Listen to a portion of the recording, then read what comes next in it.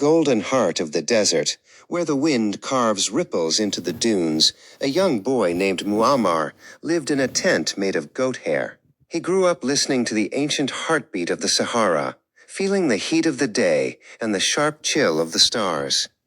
To him, the sand was not just dust, it was a kingdom waiting for a voice.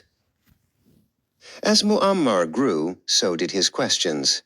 He saw the world beyond the dunes through books and maps, learning of empires that rose and fell like the tides of the sea. He promised the desert that one day he would change the way the world looked at his home.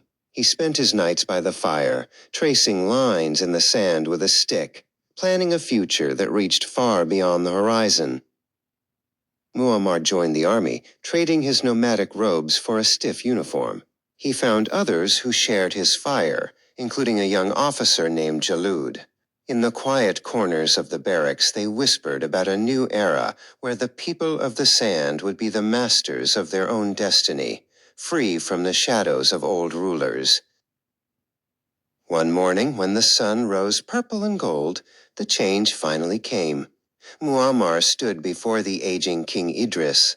With the weight of his resolve behind him, Muammar announced that the time of kings had passed. It was a quiet revolution, a sudden shift in the wind that left the old palace feeling like a relic of the past. Muammar wanted to do something that had never been done. He looked at the dry, parched earth and dreamed of hidden oceans. He worked with an engineer named Malik to build the Great Man-Made River, a network of massive pipes that brought ancient water from deep beneath the sand to the thirsty cities on the coast. Even as he became a leader known across the globe, Muammar never forgot the tent of his childhood. In the middle of marble courtyards and bustling cities, he would pitch his nomad's home. He sat on the floor even when gold chairs were nearby, wanting everyone to remember that he was a man of the desert first and a ruler second. He wrote his ideas in a little book with a bright green cover. He traveled the world, carrying his tent and his green book to far-off lands.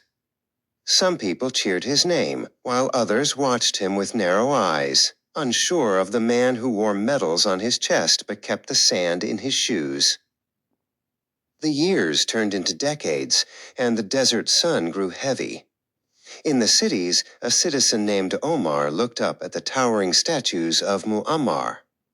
The statues were tall and strong, but Omar wondered if the man who started in a tent had lost his way in the hallways of power, as the dreams of the many became the rules of the one.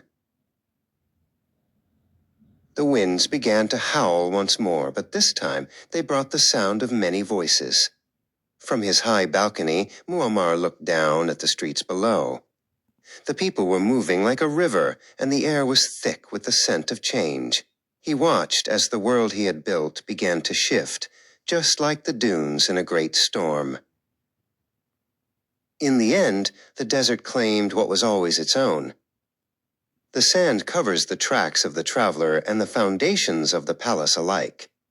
Muammar walked out into the dunes one last time, leaving behind a story as complex and swirling as the Saharan wind, a tale of a boy, a tent, and a dream that changed the world before the world changed it back.